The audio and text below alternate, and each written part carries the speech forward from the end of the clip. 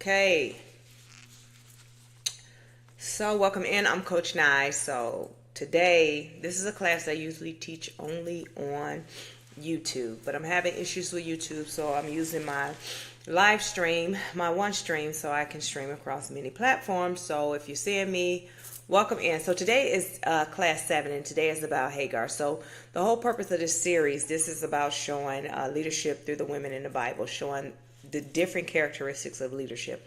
Leadership is not just about holding a mic or leading others. It's about, sometimes it's about your character, like Ruth. We talked about in class 4, I believe, that Ruth, her leadership trait was just that, her character of who she was. So that's what I'm teaching women. So today is class 7. We're talking about Hagar, leadership in rejection and resilience and being seen by God.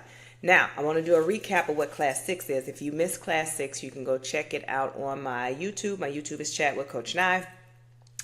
And under the playlist Leadership, Coach Nye's Leadership Lounge. I have a lot of other playlists that you guys can learn some things from. But in class 6, we studied Sarah, and the leadership lesson was of faith, waiting, and identity transformation. That's what it was about. So Sarah's story teaches that the waiting seasons are not wasted. They develop character. That's what happens in the waiting season. And I talked about the difference between the waiting season and the resting season. A lot of times people go in the waiting season, and that's what they do, literally just wait.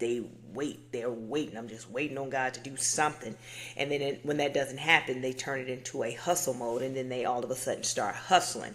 And hustling gets you out of alignment. But resting, as you ask God for a thing, you rest knowing that it shall be so, and you go on about your business, knowing that every step that you make is being guided by Him. There is no wrong steps because He's taking you through it. And sometimes it's rough. Sometimes it just feels real rough. Like, God, why?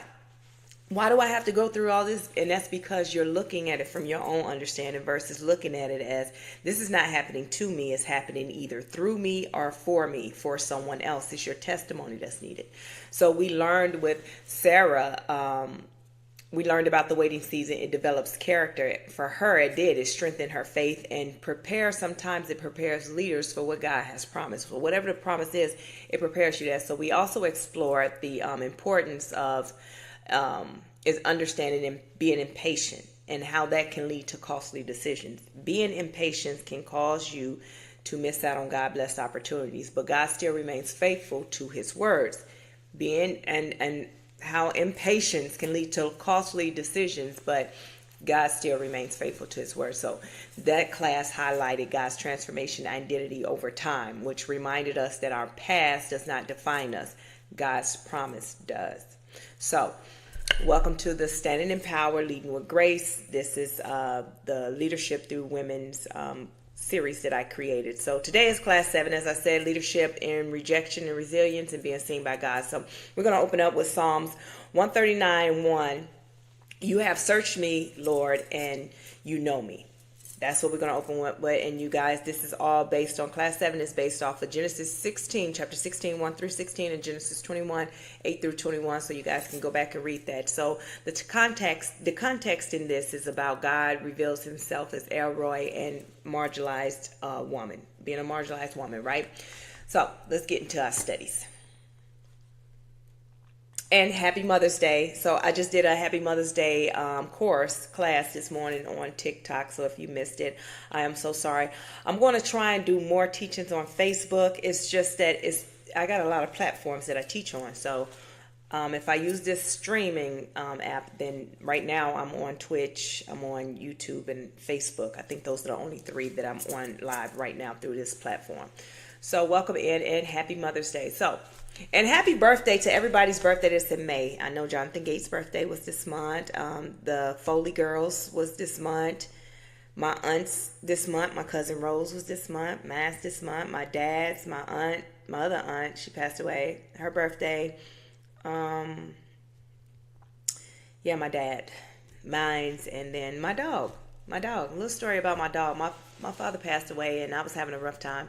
So my son said, "Mom, you need a puppy." And I was like, "No, I don't need a puppy." He was like, "No, you need a puppy," because I was having a rough time. So we went and got a puppy, and that's how we got Gizmo. Well, Gizmo I ended up asking the lady, how old is he? What's his birthday? And she was like May 4th, which is the same as my father. So I was like, okay, I guess I do need the dog. So anyway, let's get into it. So Hagar, the story reveals how God meets people in their deepest pain and how leaders can emerge from experiences of rejection and survival. Right? So God sees the invisible and the overlooked. God sees overlooked leaders. That's the number one thing. God sees everyone as so even if you're in a job wherever you are and you're getting overlooked, you're getting passed up for promotions, you're getting passed up for this, you have to remember promotions come from God. Because if it was up to folks promoting me, I'd have never got promoted. I always stood on that. God promote me. You don't do anything. You're just there, and He will use you to promote me. So keep talking mess. I'm gonna mess around, have your job, right? That's how I operated. And so Hagar's story begins in pain and rejection, right? As a servant of Abraham and Sarah in their household, she had little control of any of the circumstances, even after becoming pregnant. That's when the hating started, right? So Sarah offered her up like, hey, use her. But then Sarah got in her feelings because what happens when you decide to step in what God planned is? God already let her know she was going to have a child, but she decided to take it into her own hands. Gave it to her, and then the jealousy came, the conflict came, and then that's when Hagar fled. She fled to the wilderness, right? Because she was feeling forgotten and mistreated.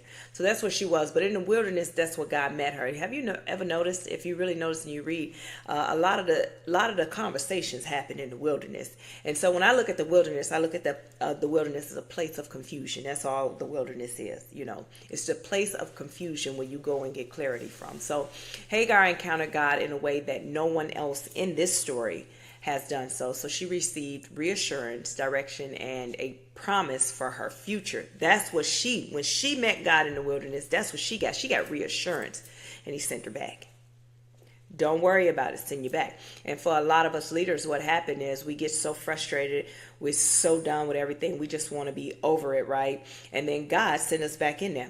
So it's that moment that you don't feel like doing it. You don't feel like going into. You don't feel like walking into. You don't feel like doing it. You don't want to do it. You don't have the energy, but you do it anyway. Well, that's God carrying you. Even though you don't have the energy and the mindset, God is going to carry you. And that's when, you pray and you asking God to help you through or to carry you or take the burden away from you. And He can't until you're exhausted, when you don't have the energy, because therefore you're not fighting Him back. You're not pushing Him away saying, I got it myself. Hold my beer, God. You ain't doing that. What you're doing is, okay, you are allowing Him to move you forward. So that's why He met her, and He reassured her, and He sent her back and told her about her future. But in 16:7, this is Genesis 16:7, the angel of the Lord found Hagar, and this reveals in that point a powerful truth that God sees those who feel invisible. Hagar later calls God Elroy, meaning the God who sees me, and that's in Genesis 16:13. Even when others overlooked her, God did not. God did not. God did not. So hold on, let me get this one here. I like to always have my different things that I can show examples. So that's what I like to do. So yes. Okay. So that means God who see me. And so with that, okay. There we go. So later on, as she went on, and this was one of the only moments in that time,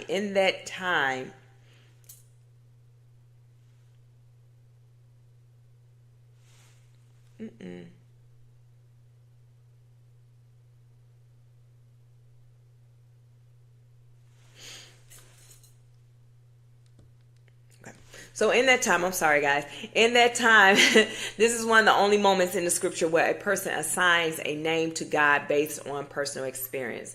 And, some call it Elroy, some call it Elroy. So which way you go, but that's what it is. It's about that. It means God who sees me. So Hagar's declaration shows that even though others had overlooked her, God did not. He did not overlook her. So many people feel unseen in different seasons of their life, whether in families, workplace, communities, or leadership environments. And when I say seasons of your life, some people will judge you on seasons of your life. So you could be going through the toughest time in your life, and I don't know you. I don't know you at all, but you're going through the toughest time in your life, and I judge you from that. You know, people love to use that word crazy. It's always the crazy people that use the word crazy. You call everybody crazy, and they just they crazy. But you know, people will talk about you. People will say maybe you're weird or you're crazy or you're different things because you're acting out of a space in that season of your life, but not knowing all of you. And sometimes that's on purpose. God allowed that to happen so those same people that judged you this way will get to see the glory in you and the glory of God in you later. So leaders who understand leaders who understand her story develop greater compassion and awareness to those who feel marginalized or overlooked. So leaders who kind of understand what Hagar was going through, right? When we look at her and that's why it's so important for me. I show up in compassion. I show up in truth. I show up in peace, joy, love. I show up that way when I approach anyone or when God have anyone cross my path, because you never know what they're going through, right? That's a season of their life. Right now, she's frustrated. And not only that, she's pregnant. Can you imagine that you get you already emotional, and then you get mistreated by the same people that were supposed to love you and do right by you. And now you run away, and the only person that you can call on tell you to go back. He got something in store for you. I don't know. I probably would have tapped that one out. Yep, I don't know. But as leaders, we can recognize those type things, and we can lead with compassion, right? And awareness, and we can uplift those who may feel ignored. I don't like bullying. I don't like people projecting their own, or you being the butt of their joke. You show up and they just got jokes for days for you, and everybody hee hee ha ha. I'm not going hee hee ha ha. Because what you're doing is projecting your emotions or how you really feel onto that person just to get a good laugh. It's not a good thing. So I want you to just ask yourself, if you can, I don't know if you guys can type in the comments or not, because I'm on this one stream, but have you ever experienced a season where you felt unseen or overlooked? Have you felt that way? It doesn't matter if it's a job or in your life. And then I want you to look at and apply the RPI. The RPI is to acknowledge, release, practice, enter, explore, and empower. Those are the 5 pillars of the Trinity of Fitness Bootcamp, right? That's the healing. So apply that. You acknowledge that you feel overlooked. Now you want to release whatever negative thoughts you have to it, because sometimes when you're not healed, you'll look at someone could be looking at you and they could be admiring you from afar, looking at like, oh wow, look at that necklace, look at her chain, or just looking at your natural beauty, and you like, oh well, what is this? You immediately come up with the negativity. A lot of women, we do that. A lot of women, we do the whole thing of, what is you looking at, boo? What? No, what? Pop off. Because they don't understand what a compliment is, because they're out of survival mode. What is survival mode? Survival mode is everything you were taught, right? And with survival mode, you're taught to lead with the negative first. You're taught to lead with the hurt and pain first. Versus being whole, you lead with peace, love, joy, everything that you are. So if I see someone staring at me, I'm no longer looking at, oh, she got beef. I'm more looking at, okay, well, maybe she see this light in me. Because I already feel good about myself. Baby, don't tell me nothing about my haircut. Don't tell me nothing about nothing. Baby, I'm fine. I look good. I'm out here in these streets. You see me. That's how I see myself. So I'm assuming she see me that way too. I show up in my energy and stay in my energy. As an example, I always use, if you're at work and you're reading the email, it's in all caps. You already, the first thing that came to mind is, I know. Now you got to be nasty back, all caps back, right? Or you have the ones that's nice nasty. The ones that like to be nice nasty. Okay, she got an attitude. Let me check her. So I sent that to you already. But if you take the time and look in the folder or filter through, maybe you overlooked what I sent. God bless. You just as nasty as that other person that sent the other one. You're just as nasty as that other. There is no such thing as being a nice nasty, baby. You just nasty. But if I show up in my own energy that I'm in, my peace, love, joy, and peace, when I read that email, I see, oh my God, this is urgency. It's in all caps. Okay, she didn't get it. I know I sent it to her, but okay, let me send it to her again, because she might be getting beat up in the meeting or something might be going on, but I'm not going to step in her energy. I'm going to stay in mine. All right, here you go.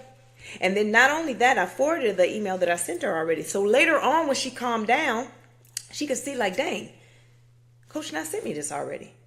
Well, okay, I need to apologize. You never know what's going on. So I stay in my energy and I allow people to be in their energy. Okay, so let's talk about this one. Painful experiences can develop resilient leaders. Yes, it can. Pain does not cancel your purpose. Just because I went through it does not mean that I'm not good enough for my purpose. So another important lesson in this story is that difficult experiences can shape resilience and strength.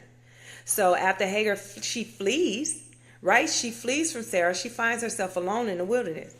In biblical literature, right, the wilderness often represents a place of what? Testing, struggle, as we talked about already, transformation, confusion, right? The wilderness is uncomfortable. It's always the uncomfortable place in your life, the uncertain, confusion, and dangerous. So in those times that you're going through, that's how I want you to see it. You're just in the wilderness. You're eventually going to get out. Once you look at when they stayed in the wilderness all that time, because they kept worshiping the lowercase g gods. They kept worshiping all these statues and different things, disobedient to God. But what if they would have just been obedient? They would have been able to go across the street to the milk and honey because it wasn't too far. So it's one of those things in the wilderness. This is happening to you, right? This is happening, through you, right? Or maybe happening for you, for a testimony for someone else, but it's not happening to you. Once you take self out and you just recognize that, okay, all this is going on. And you have to remember the enemy is going to do his job at all times. It don't matter how many times you rebuke him. It doesn't matter how much you fight him. It doesn't matter how much praying you do. He's going to find another way in. If the enemy can keep you focused on everything else except for your purpose, meaning that if I can keep you rebuking me all day, you're still not operating in your purpose. You have to understand the enemy is going to do his job at all times. You can't stop it. The thing is, you do your job. So even though you're in confusion, you keep doing your job, because you are the vessel that need to get the work done. God fights your battles. So for me, I'm not fighting with anything anymore. I'm not even arguing with nothing no more. You know what? You got it. You got it. You got it. You got it. Because it's not my fight. You're not fighting me. You're fighting the spirit that's within me. You're fighting the purpose that I'm doing. You're not fighting me. You fighting the purpose. And that ain't got nothing to do with me. I stand in a child's place. God is my father. I stand in a child's place and I allow him to fight the battles. I just sit over here and do what I'm supposed to do. Right? Because I understand it's not happening to me. I'm the vessel that's getting whatever it is that God needs done to get it done, or speak or teach or whatever it is. And I let the enemies be who they are. Whether they're haters, whether they're family, whether they're friends, whoever it is, it doesn't matter. Your beef is not with me. And I'm not going to make your beef with me. So, yet, in those times, it's also where the wilderness is also where people in Scripture encounter God most deeply. But let's talk about it. We got Moses encounter God in the wilderness while he was tending to the sheep. We got the Israelites were shaping during their years in the desert.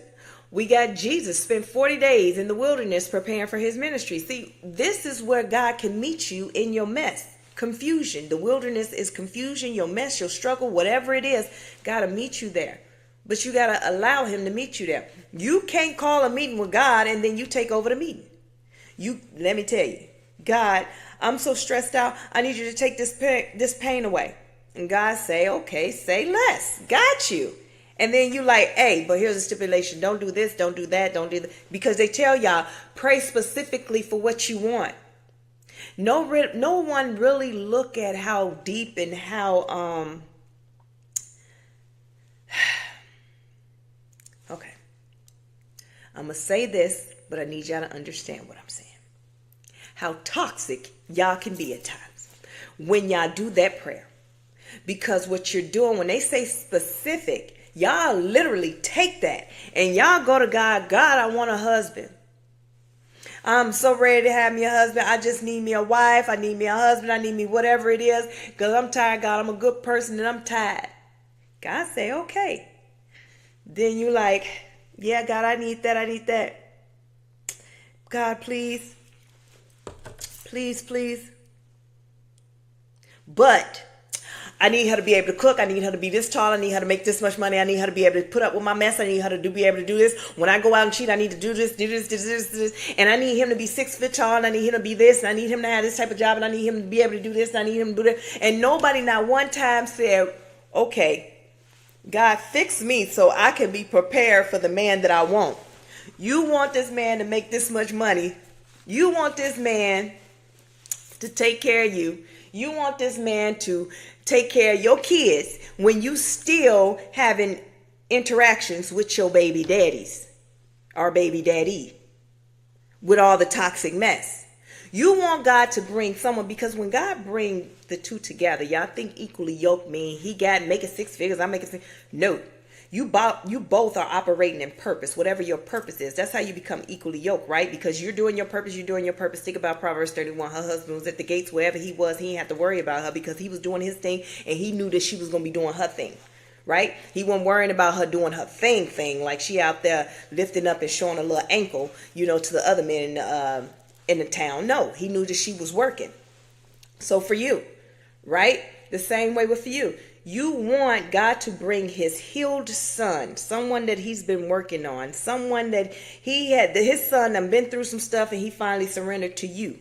You, the one that want to still play games, the one that's still listening to the podcast that if a man go do this, then you go cheat 20 times. You want God to bring someone for you, but you don't even want to get up to bed and change the kid's pamper. Hey, you don't even want to change your panties. It doesn't even matter. At the end of the day, you want something from God and you're not willing to pour into yourself to fix you. As leaders, the first thing in leadership is identifying the self-worth in you. Learning how to lead yourself. So you want things and you're specific about things, but what are you giving back? I'm just saying, just putting it out there. What are you giving back? So yet, this is where God encounters people. So that was her wilderness experience, right? Where she received that divine direction and reassurance. But the angel tells her, this is what the angel tells her, to return to Sarah's household. And promises that her son Ishmael will become the father of a great nation. That's what he said. Although her circumstances are still difficult, yes, Hagar leaves the encounter with something powerful. She felt assured that God sees her and her future for her and her son. Now, that's the thing. When we're going through and we're in the wilderness and we're going through so much in life, that's what happens. It's that encouraging that God gives us when he says, daughter, don't worry about it. For me, he told me don't worry about it. Listen, let me tell you something. You talking about some ups and down roller coaster, been around, can't come around, just stop, go. My life has been. But I keep going even when I don't feel like it because he already showed me the end goal. In order for me to get to the end goal, I have to believe in myself. You can't open a business and expect it to just go any kind of way that you want it to go. Like, okay, I open my business today. Y'all see my stuff. Y'all buy it. Listen, I'm a multimillionaire. That's not how it goes. You have to go through the lessons in life. And the lessons in life as a leader is understanding in those confusing times, in those struggles, in your wilderness, you have to remember the promise that God gave you. You have to remember that this is not happening to me, but through me. Right? You have to stay. And even in the times when that angel told her to go back, you think that she didn't act like one of us as women? Wait a minute. You said go back. I don't know if I heard you right. You know how they do the whole, wait a minute, tell me again. Say it again. Just say it again. I didn't hear you right. Yeah, what? You heard him go back. She went back because the assurance of her future. So later on in Genesis 21, she faces another issue. What was the other issue? Now she gets sent away again. It ain't funny, but she can't win. She didn't ask for any of this. And the point that I'm trying to get to you guys is a lot of things that happen to us in our life, we didn't ask for any of this, but God used us for a reason, right? Her son is to take over for nations. It's to, going to build nations off of him, but she had to go through the sacrifice. And during that, she went back in Genesis 21. She faced another painful moment when her and her son Ishmael were sent away. They were sent away again. Now, with that, you got to look at Abraham. pleasing his wife, right? He did it because his wife said so. I don't know. Abraham, I be reading. I'm just trying to figure out Abraham. Why, so many things, but God's will be done. So Abraham sent her away, and that was his son. It was kind of like he had to look that woman in her face and say, "You and my son got to go," right? So once she made it to Beersheba, right? That's what she was wandering in that time, and wandering around and with limited resources. Her and her son, they couldn't even get water. The water ran out. Everything ran out. She put her son under a bush. As a mother, think about that. You have to put your child under a bush because you can't watch it pass away. You can't watch your child pass away because you have nothing. And see, this is when God meets you and you allow him to take control, because in the moment that you feel that you have nothing, I did everything I was supposed to do. I have nothing. I done cried. I done prayed. God, you done showed me this. You done told me this, but why I don't see nothing. And I did everything that you told me to do. And here it is that I have to watch my child. She put him under the bush and she weeps, believing that he's going to be out of there.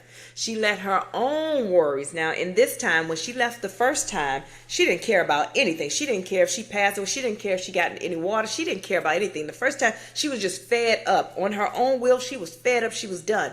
But this time, when God removed her, right, and it was time for her to go, she was afraid of death. She was afraid of death.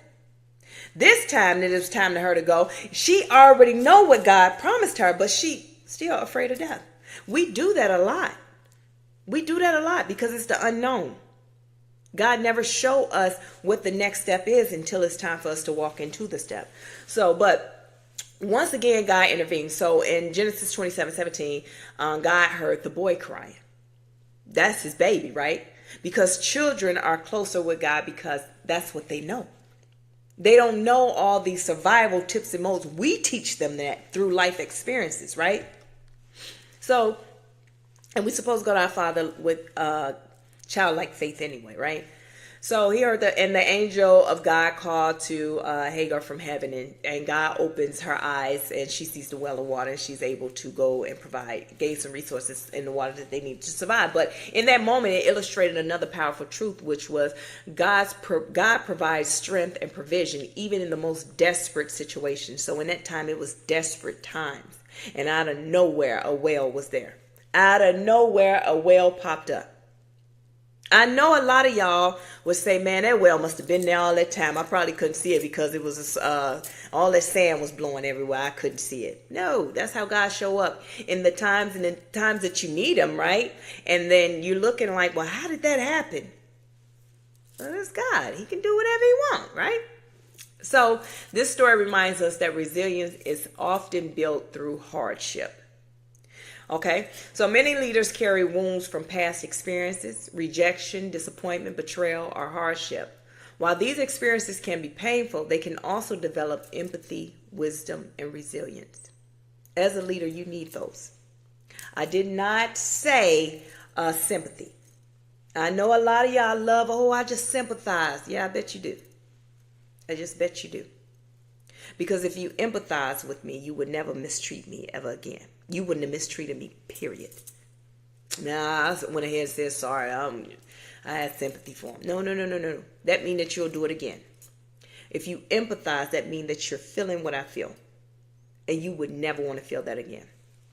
Right? So leaders who have walked through difficult seasons often develop a deeper ability to support and guide others. Your testimony. It's your testimony that's needed. See, the things that I went through, I was able to structure them into leadership programs and things that I can teach others because I went through it. People think that testimonies was only needed back in biblical times because some man said this is all the books that's going in the Bible and that's that, and any other miracle that happens is called a modern day miracle. You know, if a testimony happens and it's the modern day testimony, you can only tell your testimony at church to make it legit. No, your testimony is needed because I need you. This person may need you. That woman may need you. That person may need you. You just happen to go through the same thing and then y'all cross paths and it's like they telling your story. Right? You guys were needed in that time. I'm sorry.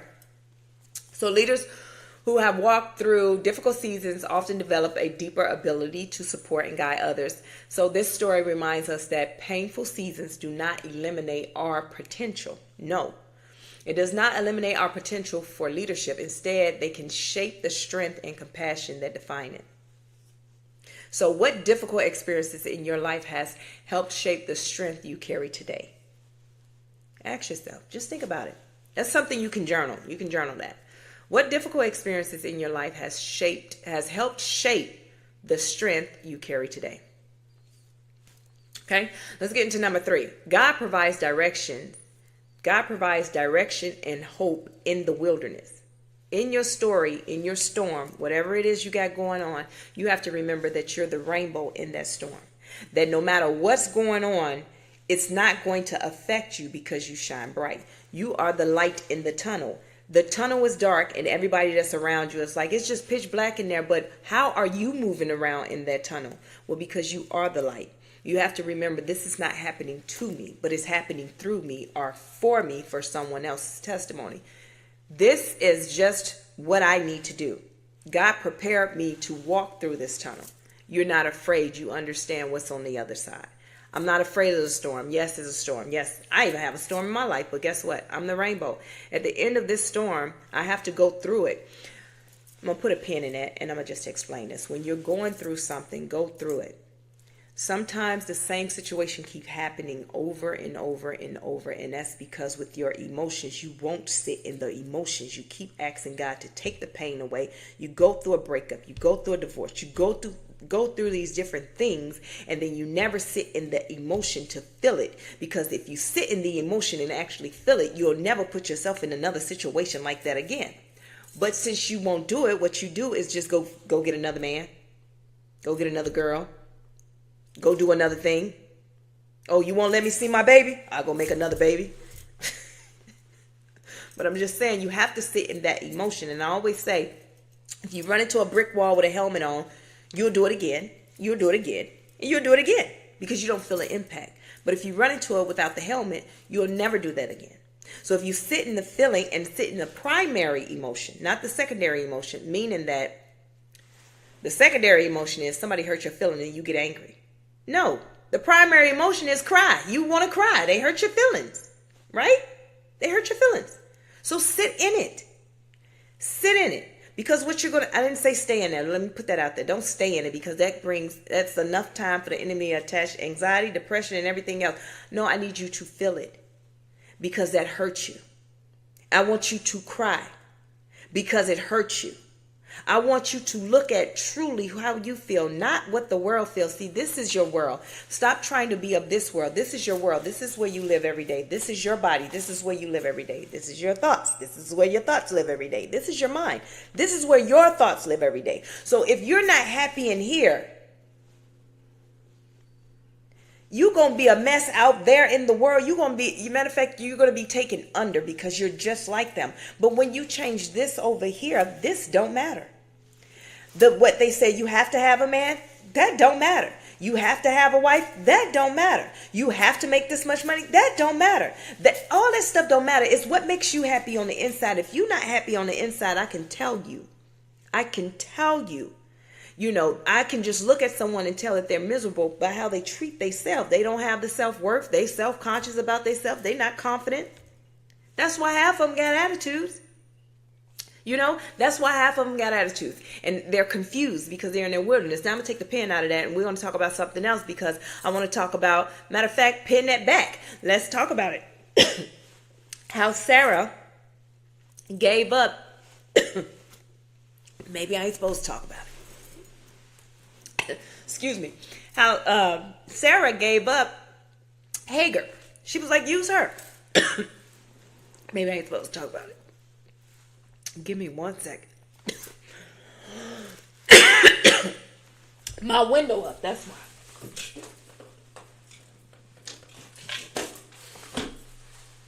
Woo. Yeah, my window up.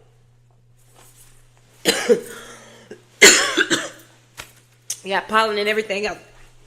So let's get back to it. We'll talk about her later if that's what I'm supposed to, but maybe I ain't supposed to talk about it.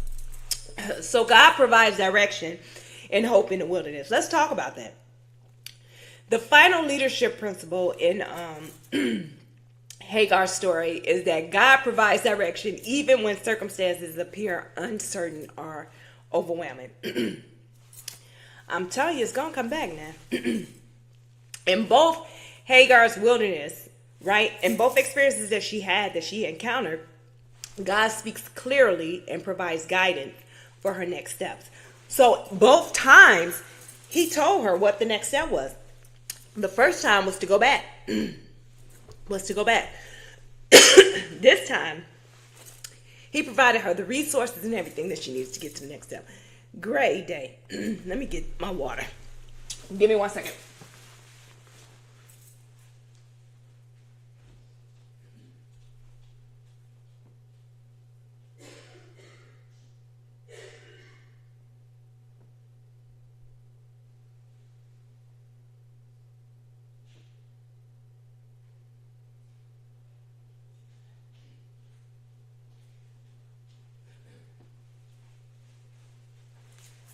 All right, I'm back. I had to get my water.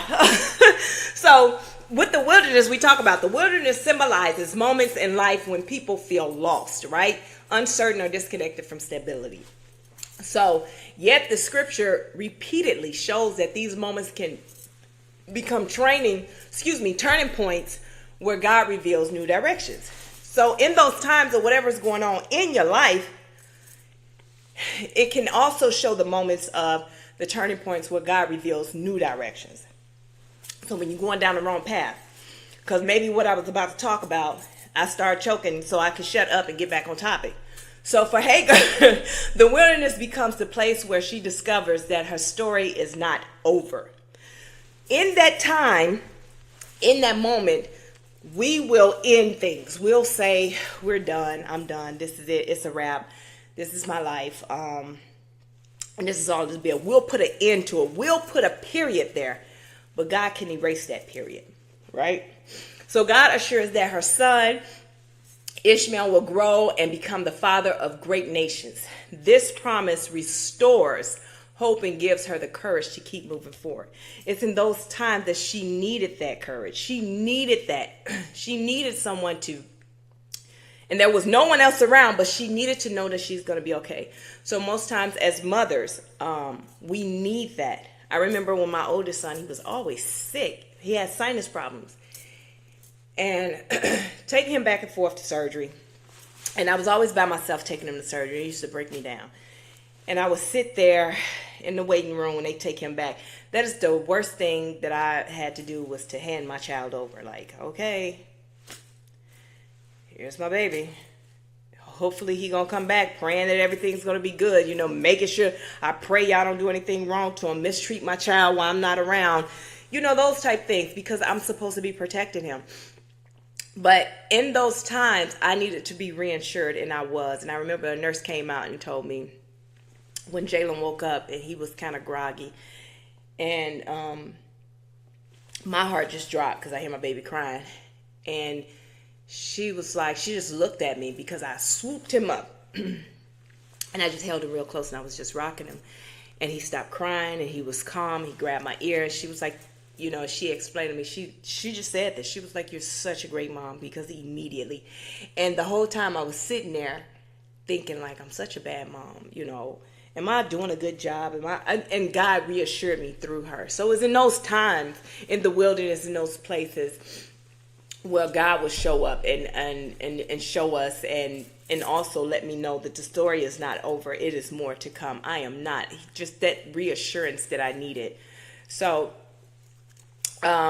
leadership often requires navigating seasons of your life. To navigate seasons in your life where the path forward is not immediately clear. So the path forward is not immediately clear. You don't understand. But during these moments, leaders must rely on our faith. We must be faithful, perseverance. We got to have that, right? And trust in God's guidance. It's hard, but it's what's needed in your leadership. And when I say leadership, your purpose. Because if it's not, then what you'll do is look at your purpose and say, okay, well, maybe I'm wrong. You'll start going off of your own understanding and get away from the whole and get out of alignment. So this story reminds us that God's guidance can appear even in the most unexpected places. So let's look at Psalms 34:18. The Lord is close to the brokenhearted and saves those who are crushed in spirit. Now that verse reflects the same truth we've seen in Hagar's experience. God draws near to those who are hurting and provides the strength they need to continue. So let's look into leaders who have experienced wilderness seasons often develop what? Unique abilities to guide others through uncertainty. Yeah. They understand what it feels like to face fear, confusion, hardship, and they can help others navigate those seasons or those moments with compassion. So her story teaches that leadership sometimes emerges from survival, healing, and renewed hope. So have you ever experienced a moment where guidance or clarity came during a difficult season in your life, right? The moments where guidance or clarity came. So in that time, as I said, I was handing over, they brought my baby back. I was already in my head questioning. I was questioning all these things that that lady told me. She reassured me in that time. So that was difficult for me. So this story reminds us that God sees those who feel invisible, strengthens people through difficult experiences, and provides direction even in wilderness seasons. As we move into our RPI reflection, I want you to consider how moments of rejection, hardship, or uncertainty may have shifted, right? Or shaped the strength and compassion within you. So let's look at the RPI reflection. RPI, what is RPI? RPI is something that I created. This is the 5 pillars of the foundation of the Trinity of Fitness Bootcamp. The Trinity of Fitness Bootcamp is where I teach you how to heal spiritually, mentally, and physically. And in that sense, that is how I developed this RPI. It's kind of like our piece of the healing. That's what it is. Our piece of the pie of the healing, right? The healing pie. So this is how you use a checks and balance on yourself. So you A for acknowledge, R for release, P for practice, I for inner explore, and E for empowerment. A for acknowledge. I want you to identify one place where God may already be calling you to lead, but you have hesitated. R for release. Release fear, insecurity, or past mistakes that make you question your leadership ability. And then P for practice. Choose one small leadership action you will intentionally take this week. And then I for inner explore. Ask yourself, am I leading to serve God and others or for recognition? E for empower. This is what I want you to state. This is a declaration. God is strengthening my courage and wisdom as I step into my leadership role. Empowerment through identity. That's what it is. So repeat this after me. I lead whole, healed, wise, and courageous. That's how you lead. I lead whole, healed, wise, and courageous. And the quote for this week is, being seen restores power. Now, that was class 7. Next Sunday, I do this every Sunday. Like I said, I only teach it on YouTube. However, YouTube, the app itself, kicked me out. So I had to use my OneStream, and that's why I pulled in all the other platforms in. Said, why not? Class 8, we're going to talk about Rebecca, influence versus manipulation. This is all about the leadership in women, in all the women of the Bible. So we're going to talk about a couple of women in the Bible. And if you missed any of them, you can go to my YouTube. My YouTube is Chat with Coach Nye, and that's why I house them all. It is under the Coach Nye Leadership Lounge, under that playlist. I got a lot of playlists over there with different leadership teaching, so you guys can check those out. Subscribe and hit the notification bell, because therefore you'll know when I'm going live over there. Also, if you are on TikTok, my TikTok is Chat with Coach Nye. Every morning at 9:30, weekdays, I teach a leadership course. Every morning. It is called the Lead Her Morning Show. So if you're not following me, go follow me on TikTok. My name is Chat with Coach Nye on TikTok. Also, I put out homework over on TikTok as well. Weekly homework. You're either going to get it today or Monday morning. First thing Monday morning. It is weekly homework for the week, so you can focus on yourself. I'm also doing I am the owner of, listen, let me give you the rundown. So I'm the founder and the owner of Trinity Owners Unite.